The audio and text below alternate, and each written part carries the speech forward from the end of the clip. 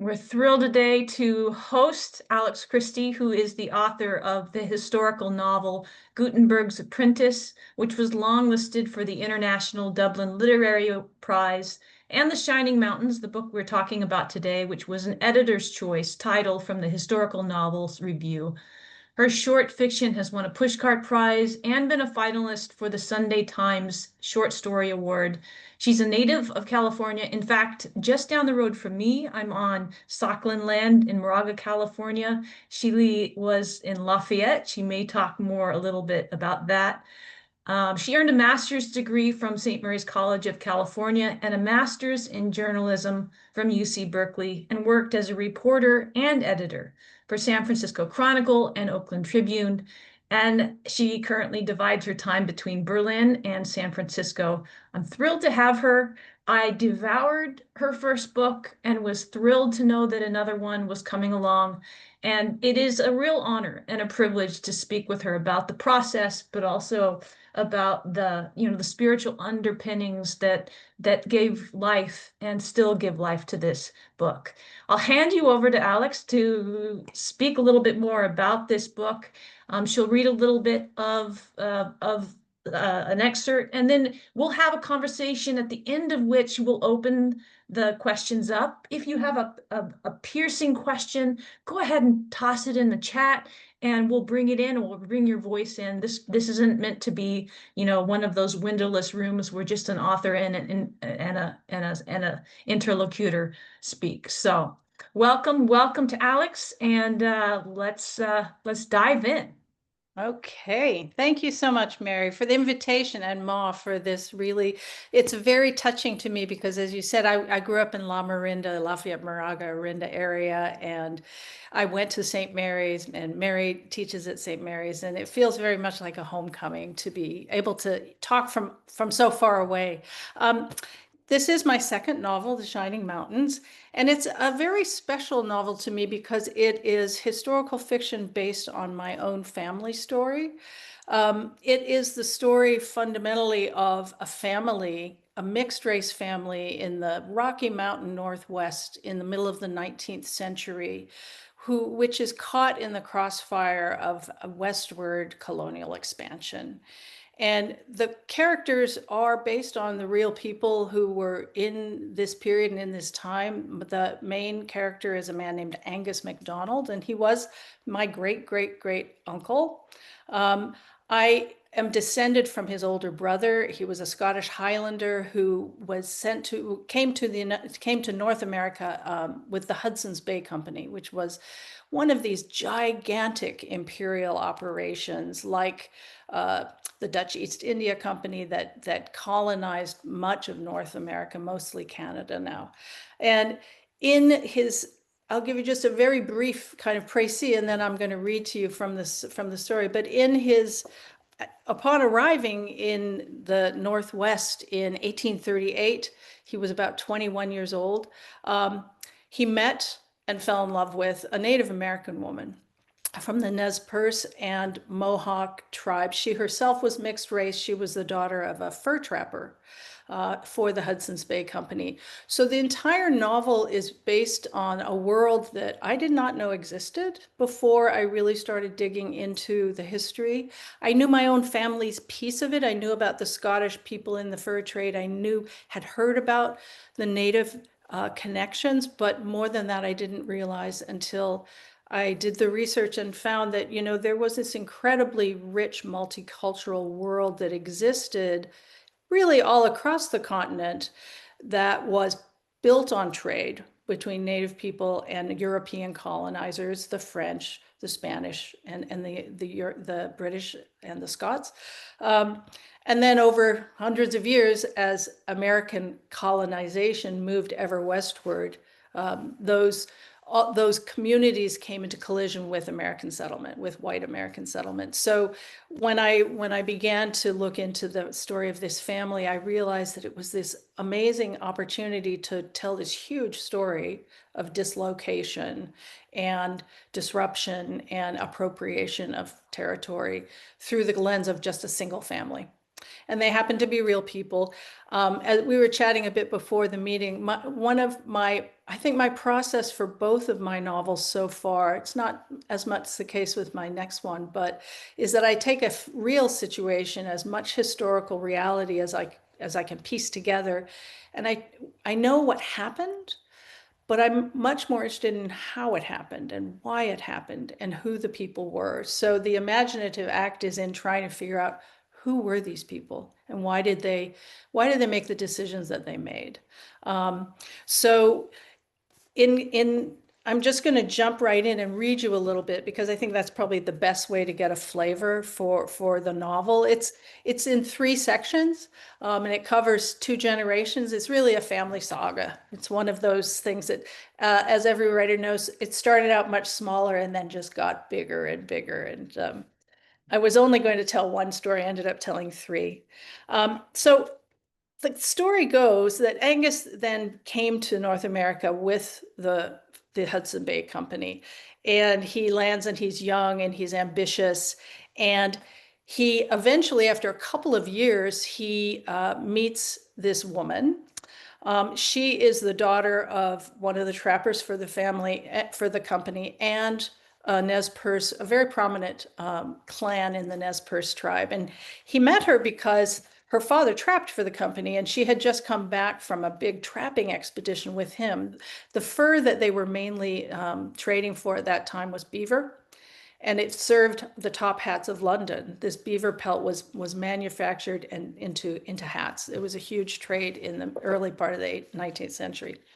So anyway, he has seen her and he wants to woo her.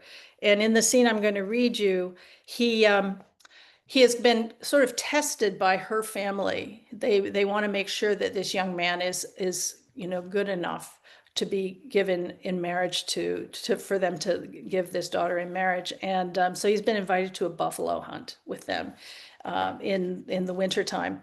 And I think there are a couple of vocabulary things that I want to just mention first, which is that the Nez Perce name for themselves, like many native tribes, it means the people, is Nimipu. So they call themselves the Nimipu. That's the name of their tribe. And the word that they use for white man is soyapo, which literally means man with a hat, which I always loved. And Angus has already met a number of people in Catherine's family as well as her. Her name is Catherine Baptiste. I think I forgot to say that. Catherine Baptiste is the anglicized name of a woman who's actually, her Nez Perce name is Tipulena, Kitala Tipulena, which means eagle rising to the top. So there are a lot of people named Eagle in her clan. So he has met her cousin, who's a guy named Eagle from the Light, who's a young man, another character in the book. And I will just start reading to you what happens after they have this buffalo hunt, which is very bloody and very successful. So that night they feast. The women have butchered at least one of the bloody hulks Angus is relieved to see. Soon the smell of roasting fat is smoky caramel in eyes and noses. Dogs wriggle toward the fire. His stomach growls.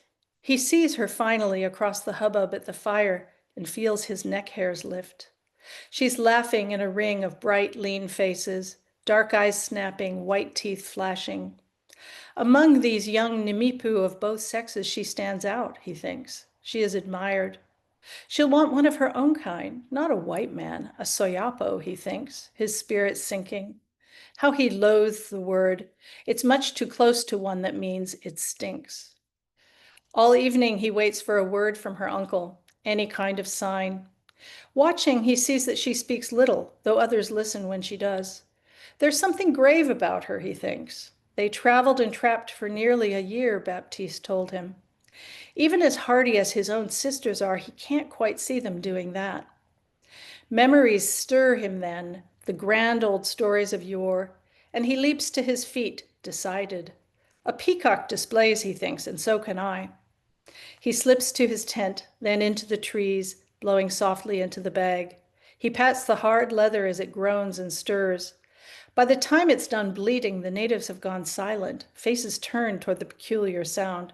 He steps out of the shadow, fingers skirling, left arm pumping the inflated bag. He serenades her with the Sweet Maid of Mull, a lilting tune, though as he draws breath he has to smile. Half of them cover their ears. The rest shrink as he passes. The bagpipes are piercing, of course, but therein lies their beauty. The pageantry, the sheer peculiar blast of sound. It's not unlike their wailing cries above the drums. Young George is tapping his right hand on his crossed legs, by now familiar with this caterwauling. Then Eagle from the light stands and starts to jig in place, a wicked grin across his face. Angus stops before Catherine Baptiste and shifts to the tune he loves best, The Flower of Scotland. Young George starts to clap, elbowing the men beside him, lifting his hands to show them how. Most look uncertainly around, then shrug and smile and start to clap as well. If only his kin could see him now, serenading all these shining faces. The tune breaks off abruptly as they do. In that stunned silence, he gives her a slight bow. So it's not a huge spoiler to say that it works. He woos her. They fall in love. They don't necessarily fall in love right away. She is not entirely ready or willing. And one of the big questions for me as a writer was, why would one of these Native American leaders marry their children, their daughters, to these white men who have come to trade? And ultimately, it became a question of alliance and political savvy. But Catherine herself is not, in my telling, initially all that keen.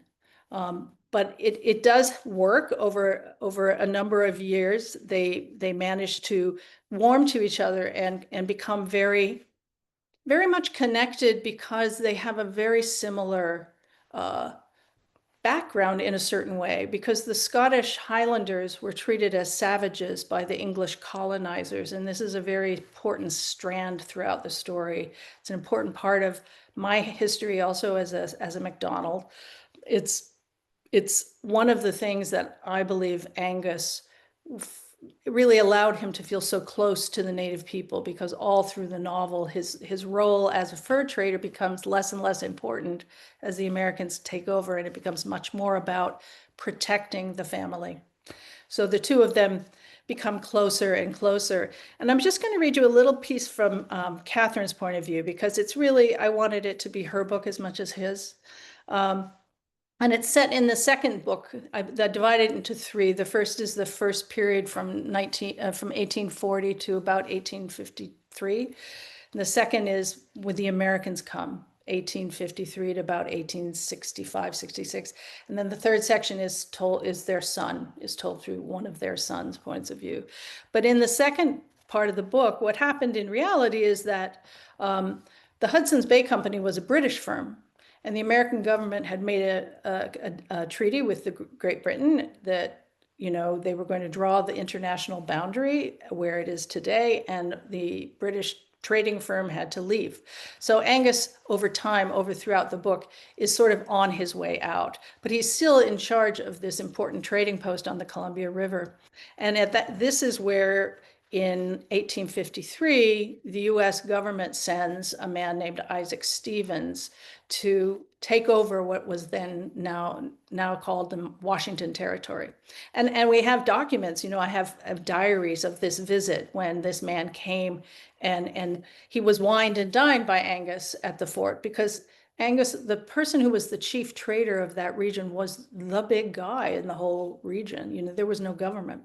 So he was the leader. So what happens is all of these white guys show up, and they're surveying for the railroad. They're the sharp point of colonization. About the last 3 or 4 years, there have been wagon trains coming through the Oregon Trail. So this is just the very beginning of this large westward migration of colonists. And Catherine is at this dinner. And this is how she responds when she meets all of these white people who have come to take her people's country. Chapter 2 of that book. They don't see her. These white men look straight through her as if she's a ghost. Even curiosity is better, At least they see the children. They stare at them, in fact, trying to see which part of them is Angus, which is her, what kind of creatures these might be. Breeds, they call them. Breeds, their blood crossed like that of the horses the Nimipu breed, for strength and speed, resilience. She feels sometimes as if she's fading away, paling like the moon when the sun arrives each morning. She watches the sky through the smoke hole in her lodge, remembering the tale of the warrior who died, only to return to his wife's lodge and hang right above it. He couldn't get to the sky world unless she burned his possessions. Woman, you must let me go, he said, or I will take you with me. He was a shade, stuck between the worlds, like she. When this Stevens looked through her, he saw only the land on which she stood. He and his kind do not actually perceive her or any of her people. She's the daughter and niece of great medicine women and chiefs. How dare he not see her? She was filled with rage when she left the table and had to walk for some time in the fields around the horse park before anything like peace returned. She whistled for the dappled gray whose coat in moonlight shines like silver. He laid his nose between her hands and she felt calmer. Even Angus is different with these people. There was something in him tonight she didn't recognize. He was animated, like always in company, with her people on the plains, every New Year's when he plays the Lord and his whistling bag. But tonight was different. She felt pulled from him, a string stretching out like the fibers of a bow. How easily he stands in that world that does not see her. Well, I think I'll stop there and we can talk about it. Yeah, the two corresponding voices that allow such different insights on the same landscape and on the same events was one of my favorite parts of the book. And carried out, I thought, beautifully and with great respect for the point of view, even as we know it's created. Can you talk a little bit about how you managed to inhabit Catherine? What was the process by which you were able to do that as well as you could?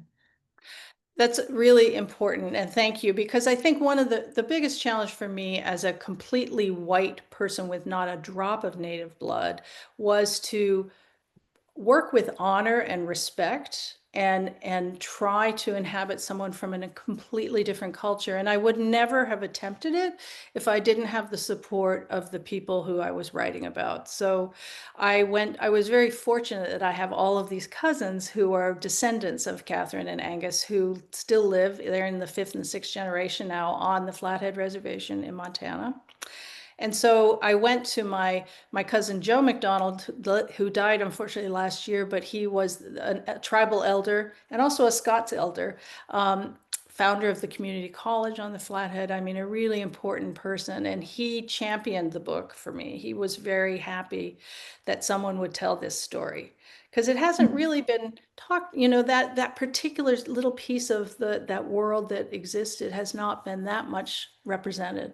And so I went also on his recommendation and advice to each of the tribes, the Nez Perce tribe and the Salish and Kootenai tribe. And I went through a process of asking for approval and having the manuscript read by elders and really, doing as much due diligence in terms of asking for permission. But then the second part is how do you then know anything about that world? And, especially in Native cultures, most of the stuff that's been written up until very recently was written by white anthropologists. So there's quite a lot about folkways that were discovered, quote unquote, by these people as they came through. So I read a lot of that. I was really lucky because there was a woman from India who came to the Nez Perce Reservation in the 80s, and she interviewed a ton of older women, a ton of women. She wrote a whole book about Nez Perce women and how they lived. And because she was a person from India, they opened up to her very much. So I was really able to get a sense of just their day-to-day life and what it was like to be, in that community. Because women had a lot of power in the Nez Perce world. And the other thing that was helpful for Catherine is that she did, in fact, go on this year-long trapping expedition with her father. She she dictated the story of it to her husband, Angus, who wrote it down, and it was published. So I have her words. I mean, filtered through his very kind of high Victorian romantic language, which is often very funny. But we know exactly, and she talked a lot about the landscape, and she talked a lot about some very personal spiritual things. In many different indigenous communities, you have a spirit animal, and she talked about her Wayakin, they're called. So I felt like I got a sense of who she was as a girl, because she was only 14 when she went on that trip. Yeah, and I think ultimately fiction is about imagining yourself into other human beings, and I think human beings are all very similar in their basic feelings and drives and needs. And she was a mother, I'm a mother. I think that these are things that we can intuit. Yeah. Well, you sound like too you led with attitude or a posture of curiosity rather than authority. I have this story to tell, I'm going to tell it. It almost sounds like you discovered the story in the process of discovering the people. I did. I mean, what happened is that I discovered the story of their son first, because my brother is a historian, and he actually had completely independently done a scholarly article on this guy, Duncan, who we'll talk about, who also was well published and very prominent in early Montana. But I did not know anything about his parents, really. And then I started Hmm. reading about that. And I will say that when I first went to the reservation, I was cautioned or told very bluntly, in a way, not to write this story, that I had no business imagining the life of a Native woman. And interestingly enough, I was told this by the white cultural conservator, person for the tribe, who I think had just his own feelings about whose story it was. None of my relatives had a problem with it. I think it was Huh. really about being going there with, yeah, with humility, with humility. And I think all stories are stories of discovery. Like, we never know what novel we're going to write when we start out. It unpeels and it develops. And so, as I said, I started with Duncan, but very quickly I realized his parents were so interesting. And they lived Yeah. through the thing that's great in terms of the drama of the novel. They were there at these key points in history. Angus was posted to a fort in Idaho when the first wagon trains came across on the Oregon Trail. He was there. Like, and then he was the last chief trader for the Hudson Bay Company in the United States. He was the last one left standing. So he had this amazing position to view it all, it turned out, but I didn't know that going into it at all. Yeah, that was a great scene when they see the wagons out, and it is just such a strange, surreal experience to see all these people suddenly Yep. arriving. And it is the feeling of infestation in some ways. It's a terrible word, but but Yeah, there was I a think I called it an foreboding invasion, an invasion. Yeah, yeah. invasion. Yeah, Right.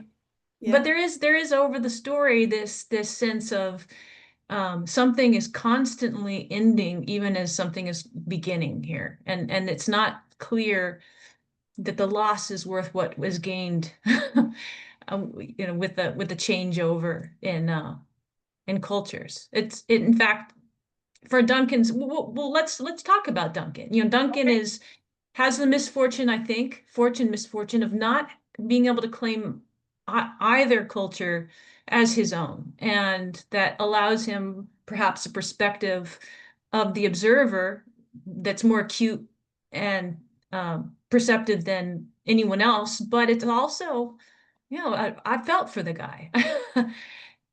I think it's a lonely place to be, you know? He was a remarkable man. He lived into his 80s, into the 1930s. He was born the year that gold was discovered in California in Hmm, 1849. And I have him really remark on that, because the discovery of gold was the death knell for Native peoples all across the West. sure. It was the thing that started the stampedes of people to come in, and even if there had been treaties that had already been arranged, those treaties, became shredded by this avarice for the gold. But Duncan himself was torn. he Mm. he he lived in this very strange place too, because he was half Nez Perce and half Scottish Highlander. But he lived on a different reservation, the Salish and Kootenai reservation, just because it happened to be the place where his father had set up a trading post early on, and it's where they retired to. It's where they went back to, and it's where he himself was a trader on that reservation. But it was already too late for Scottish people. The British people had to go, and he, as a mixed race person, was not allowed to be on the reservation as a trader, because he wasn't a full blood. But he was also not Mm. allowed, he was not accepted in white Missoula, Montana, in 1875, was a very racist place. Indians were, quote unquote, just reviled and stomped upon. So he actually wrote a letter in the 1920s, when he was asked to provide a lot of this historical information. And he said that he felt that his life was like the Kaiser in the First World War, who was, the British and German imperial houses were intermarried. And he said, the Germans think that I'm too British, they hate me because I'm too British, and the British hate me because I'm too German. And he never felt he ultimately became much more native, and he retreated to the reservation, and he lived on the reservation, and he considered he was called they called him the Bard of the Flathead. And he Mm. kept a lot of the coyote stories alive. He went into the white world a lot as an ambassador for his people.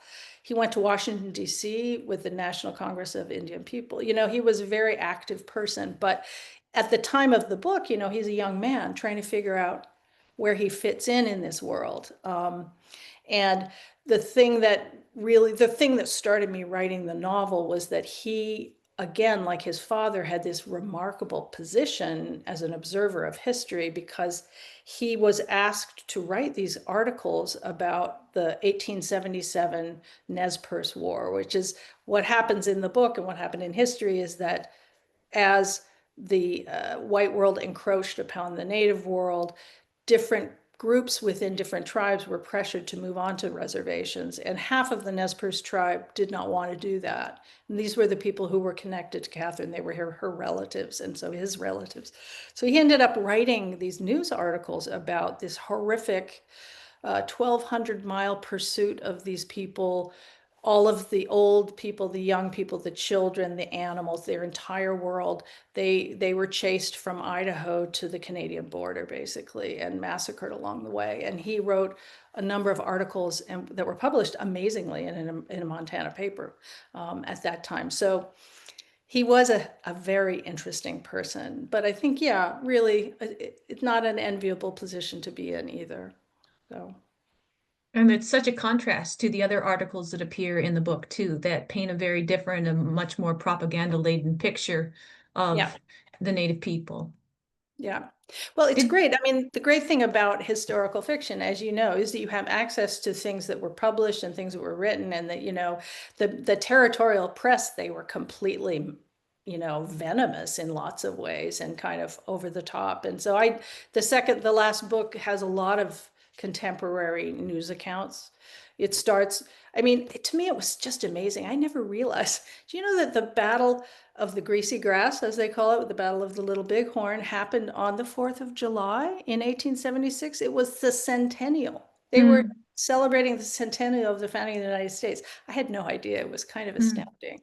So there's news reports about that battle, which really brought a lot of the weight of the US government down on the remaining Native people, for sure. So. How do you think your journalistic background aided in the writing of this book? Huh. I think that as a journalist, I've had to unlearn many, many journalistic habits in order to write fiction.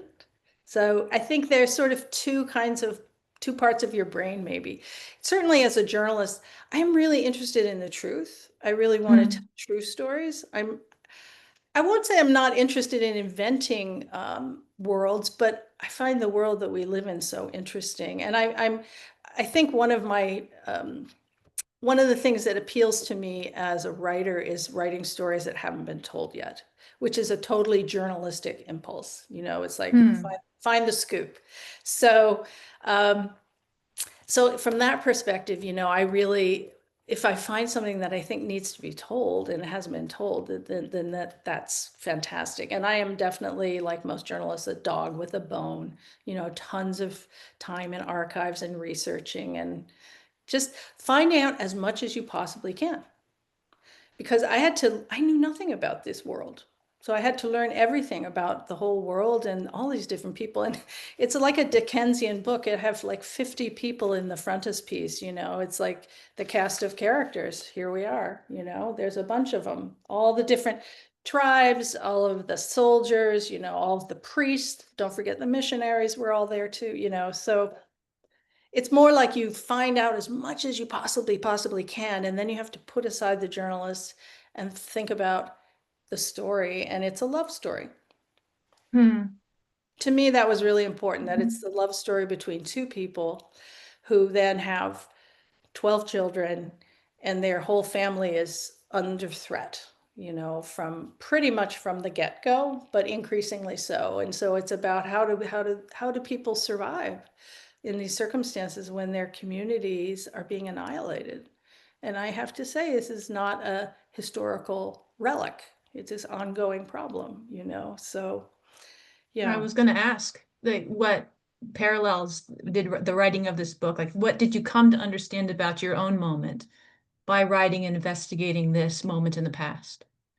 Well, even before the current political situation, for me, I have actually written a few essays about this. This was the most meaningful work I think I've ever Hmm. done because I was so privileged to meet my Native relatives who I had never, ever, ever known their life, anything about their life history. And I mean, I grew up, you know, the Bay Area. I worked at the Oakland Tribune. One of the things I think is very hard and sad about our country is how segregated it is.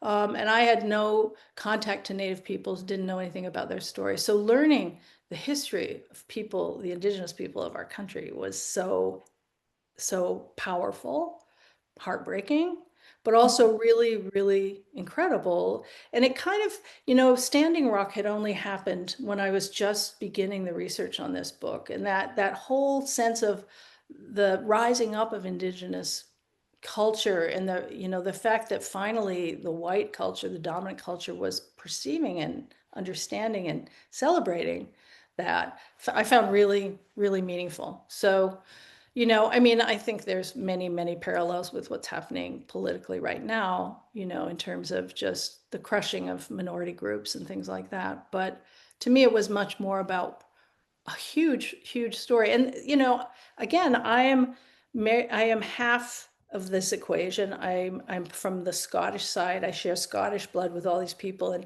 And really in the last 5 to 10 years, there's such a huge explosion of Native literature now that we all can learn about their worlds. But it wasn't really the case 20 years ago. There were a few very important, you know, James Welch and Scott Momaday, and there were other people who, Mhm. but not as many. And now it's just fantastic. There's fantastic wealth of stories. Who would you recommend? So we have your book in hand and we're hungry for more. I Where really where do we like start? James Welch is great. He died not too terribly long ago. He was Blackfeet and a very important mentor in Montana for the University of Montana. Deborah, she just wrote an amazing book called The Lost Journals of Sacagawea, which is incredibly, uh, it's an innovative and brilliant book because it's written really from a very different language than what you're used to reading. It takes some getting used to. She wrote another book about the reservation called Perma Red, which is great. Um, and yeah, I would say then, really, I like those two the best, mainly because they're in that community that I know about in that area. Sure. Yeah. Right. So, Neither wolf nor dog was by a white man, but it kind of allowed me to enter a world that I hadn't entered before with the kind of humility and not necessarily graceless entering that community. And uh, mhm. that was an important book for me. Ceremony was Yeah. continues to be an important book for me. One of the things going back to your book is this relationship Duncan has with the land and this notion of kingdom rather than a kingdom. And I don't think it's articulated quite that way in the book, but seems that even when Angus comes to be with the people, there is a kinship that develops that is as strong as blood, stronger than he has, because all of his blood relatives are too far away to have Mhm. anything to do with. Um, but that I felt a real kinship for Yes. the people who were being cast away, cast off through this very narrow vision of progress that was driving the rest of the country and still drives the country, I think. I think it's really important to remember that at the time, which is 1840s, he was a hunter. He actually had to leave Scotland. You find this out in the first couple of chapters. The family story is that he poached and he had to get out of there in a hurry. But he was an outdoorsman himself. He apparently was a crack shot and really, really a fine hunter and someone who lived his life in the saddle. I mean, his work was he was in the saddle. So his entire way of life was very parallel to the native, especially to the Nez Perce, who are horse people, and they did all of their work on horses. And so, over the years that he was trading with these chiefs, I mean, he worked and traded with them for 20 odd years. He spoke their languages. They developed very close relationships and friendships. And I think without wanting to too much burnish the Hudson Bay Company, because in Canada there's quite a lot of criticism of the way they handled themselves. The difference with the trade, with the fur trade, at least in the United States, was they didn't want the land. They did exploit the resources. They did some terrible things in terms of, hunting the beaver to extinction, near extinction. But unlike American settlement, they were content and needed to have they had an economic relationship. They needed the people to stay on the land. They weren't interested in taking their land. So Angus had a very close relationship. And one of the ways that we know that is that when one of the chiefs of the Salish died, Chief Victor, who was a very important chief, he bequeathed his favorite warhorse to Angus MacDonald.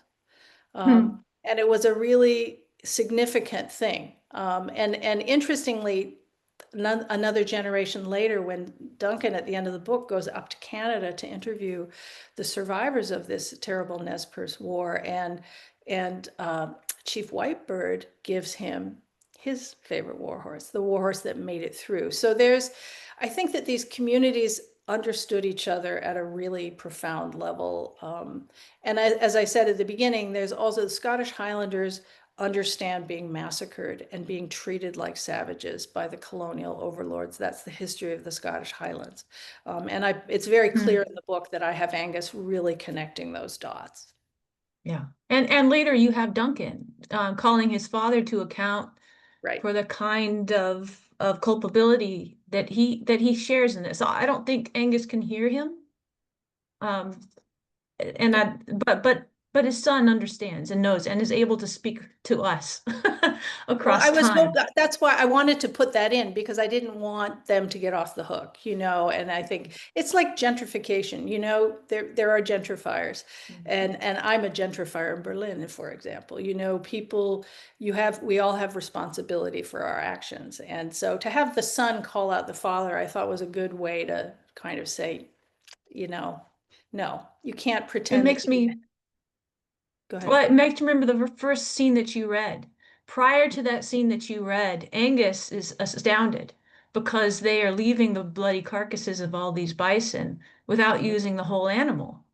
And so that there's this kind of shock in that. And I too was a little shocked by that. And so Mhm. there's this notion that responsibility and culpability is also a shared Yeah, it's shared. And the more yeah, we can share of culpability and the responsibility of moving forward, the better we are. absolutely true.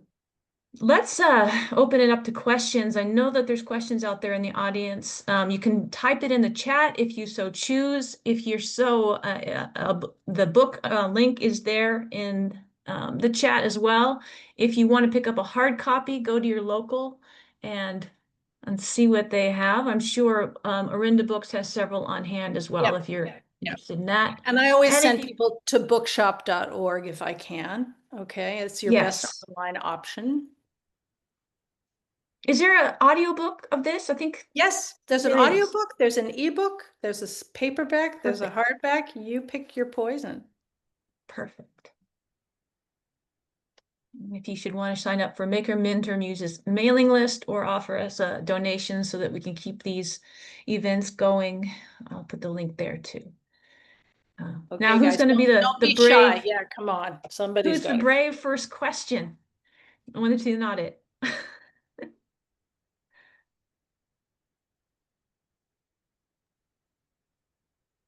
Alix, I have a quick question. I was just wondering, in the process of writing this book, I mean, were there certain parts of the process that were particularly challenging for you? I think it was really that sense of that fear of being accused of cultural appropriation. Because especially at the time that I started writing it, so it came out in 2023, I started writing it I started researching in 2016, 2017, and it was a very important, it is an important topic. It's an important question, I was quite terrified in the beginning to, be a bull in a china shop and go in there and be inappropriate, and then I had that first experience with this guy, which just scared the living daylights out of me. But over time, the good thing about how long it takes to write a novel is you get. I managed to talk to many, many, many more of my relatives, and to understand that, of course, it would be wonderful if I had a co-author who was Native. And in fact, I have a cousin who's a filmmaker on the reservation, and had I known her at the time, that would have even been better, but it was really that question. And I think we all have to ask ourselves that question at every moment, no matter who we are, what we're writing about, whose story is it? Is it my story to tell? Why am I telling a story? Like all those questions. Because I have to say that there are a lot of people who write historical fiction still today who don't understand that and kind of wade in and just sort of throw around stereotypes. And it's not helpful. And especially historical fiction, stories, people believe them and they read them. And if they get turned into movies, people think that's how it was. So you have a lot of responsibility in terms of how you characterize people from all walks of life. Yeah. Thank you. Yeah. Yeah, that impulse to use history as a backdrop or a fetish upon which to layer the story you wanted to tell is everywhere. It really is. Mm. I'll ask a question. Hi. It was an hello. It was a marvelous book, Alix. As you know, I've told you that I'm a friend of Alix's, but I've never asked you how you came to decide from such a complex story on the three parts, the three books, which I think Good is, question. and there's so many characters, as you say. So how did you juggle the sort of structure or the complexity of character with the structure? And did it start to work out as you were working on drafts, or when did you see the structure appear in a way that you could go with? That is a killer question because you forget how you got to point B. No, I originally, and I think you know this because I think you saw an early draft, I originally thought I was writing only Duncan's story. And that was plenty. The thing is, there were so many wars. And I remember I turned in a draft to my agent in London, and he said, you have to get rid of some of these wars. There's too many wars. It's just to create an arc of a story that people are willing to stick with. You can't have too much of the same stuff happening. I don't really remember how I ended up breaking it into these time periods. It just made sense. It was, in a way, it was courtship and the beginning of their relationship, was sort of a natural period, and it coincided in a way with the birth of their first children and him being transferred to Fort Colville, where he then ran it for the rest of his time. And then the second was so clearly the invasion of the Americans. They just seemed to fall into natural. And also the other thing was the real book has, and it's funny because the ebook doesn't have it, unfortunately, and not the audio, but I have maps, because I think you have to have maps, because these people translated, I mean, they were going all across the world. So here's a map of what the Hudson Bay called it, the Oregon country. That was the whole chunk of the Pacific Northwest. And each of those time periods, different maps were important. So it seemed to me to make sense to say, okay, here's the beginning, the fur trade. The second one is, here's what happens when the Americans came and they carve it up into the Montana Territory, the Washington Territory, you know, and then the final one is just the reservation, because it mostly plays out in Montana and Missoula and on the reservation. So in a way, it was like spatially a different place too. And I think over time, it just evolved that way. Once I realized I wanted to tell 2 generation stories, then I was like, oh, okay, it's a lot of material, so it's good to break it into pieces. Yeah. Good question.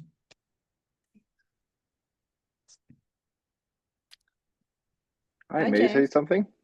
Please. Oh, sure. Welcome. Bonjour. Hello, Alex. It's nice to see you again. Hi, Jason. Great to see you. I remember our meeting at Fort Connor for the McDonald's get together, and I just wanted to say, as a direct descendant from Angus and Catherine, how much fun it was to read your book. This is more of a comment than a question. It was so neat after having studied James Hunter and learned about the family to read, the very exciting fictional approach or historical fiction. I really enjoyed it. So I Well, have a chance to tell you in person. So I'm thank so you, honored. Miigwech, as we say in Ojibwe. And Yes, thanks for talking well, today. it was really fantastic. So Fort Connor is it's the oldest surviving building in the state of Montana, and it was not started by Angus, but completed by Angus in 1846. And every year we have an annual, it's called the Fort Connor Rendezvous. Rendezvous was the word they used in the fur trade for these meetings. So I met James 2023, right? Yep. You were on your way through. Yes. An actual descendant right here with us. So thank you so much. Yeah. I mean, what a family. My favorite comment of all was the late Joe McDonald, who is just one of the greatest men I've ever met. I said to him, it is a bit of a head twister when you get onto a Native American reservation and all these people are named McDonald. And you kind of go, what the heck is going on here? And his comment was, well, you know what they say on the reservation, the woods are full of McDonald's. So I always loved that comment. I want to thank you all for putting this together and everybody for showing up. I've been absolutely blessed to know Alix for many, many years. And I'm just having this really strong intuition to share this, even though it's a slight tangent, because while I'm old enough to know you shouldn't ignore your intuitions. When Alix was writing Gutenberg's Apprentice, I remember, you can adjust the language if I get it a little wrong, Allie. She said, well, first let me tell you, she speaks fluent French, German, and English. And she said, between that and journalism training and creative writing training and all that, I know everything I need to know to write this book.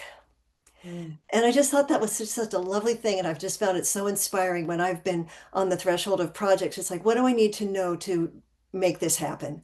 And it's just such a beautiful thing when someone weaves so many different parts of a fabric and then stitches it all together somehow. So just wanted to put that out there. And thanks so much for your oeuvre and looking forward to much more. Thank you so much. Susan, that speaks to kind of the gift and the pleasure of story and the necessity of story, both as an offering to generations to come and an essential spiritual part of at least my life. So I am grateful. Are there any other questions out there? We started 5 minutes late, so we can go 5 minutes over. That's that's no problem. I will say that there's a deep spirituality in this program, but also in both of my books, you know. I think that, I mean, the book about the making of the Bible, you know, but this the spirituality that exists in the native peoples in their native landscape is something that I just came to appreciate so much. And it's because of learning all the things that I learned and all of the knowledge that I gained, I am now friends on Facebook with so many Native people and so many relatives and so many, and I follow so much more of what's happening in what they call Indian country. And, you know, there's so much positive happening in terms of rematriation and in terms of freeing the Klamath, you know, I mean, the indigenous wisdom, some people are now understanding that we lost so much when we wiped it away, and it's not gone, and it's back, and it, you know, so there's a huge amount of spirituality in the living world that is represented by these cultures, you know. Yeah. So. And in both books, they're asking very difficult questions. How do I live in a world that is fundamentally changed and will not go back to the way that it was? There's nothing to reclaim. You can only live into whatever this new reality is, as terrifying as it may be. And where is the beauty that might be found there, if any? Right. And I think Duncan discovers a great deal. You know, I won't give away the last line, but I was grateful for it. That last line kind of kept me going and thinking, okay, we Yeah, can I keep mean, going. it's absolutely, I really, really am very much in awe of whoever really made it such an anthem of Native America. We are still here. And I think that that is for everybody now, especially, you know, we have to lift up all of these values every single day now because of what's happening. And we've done it before. People have survived. It's amazing what people survive. I was so in awe of how they lived. And I mean, what a hard life. Oh my goodness. You know, we're sitting in the lap of luxury here compared to how hard it was to live in 1840. So yeah, I think it offers a lot of hope to see that those cultures, you know, we're such a mixed bag as a country. That's the other thing I really kept hammering on. We are a multicultural country. We have always been a multicultural country. And at our peril, we forget that, really. Thank you. Thank you for that. Thank you, everyone who has stopped on by. I'll turn the recording off, but you don't have to go anywhere. If you have a chance to go ahead and click that link and buy The Shining Mountains by Alix Christie. And also there's been people who have been putting in other books that would be good to read in the chat as well. Thank you to everyone who's come. Thank you to Alix and to Ma and Don and everyone who puts this program together. We will see you in a few weeks. I don't on the top of my mind know who's next, so I'll get back to you on that. Well, So you can unmute and clap or. Yay! Thank you. Thank you. Thank you. Thank you so Thank much, Alix. Oh, That's no, it's great. me. It's I who thank you guys for arranging it. It's really, you know, as there are many writers on tonight with us too, it's so wonderful to have a way to get out your word. You know, it's not so easy. There's so much distraction, and it's just really special to me to be able to also beam into my home country here and my home community, my spot. So thank you so much. Right here, in fact. Right here. And I know Yeah, where you came from. yeah, yeah, and I learned how to write fiction at St. Mary's College, you know, so Blue it's Bernie. very cool. Yeah. And I see lots of wonderful beloveds here as well as people I don't know, and it's really great. Thank you for Philip, thank you for staying up so late. He's in Germany with me. Oh, I see. Yeah, yeah.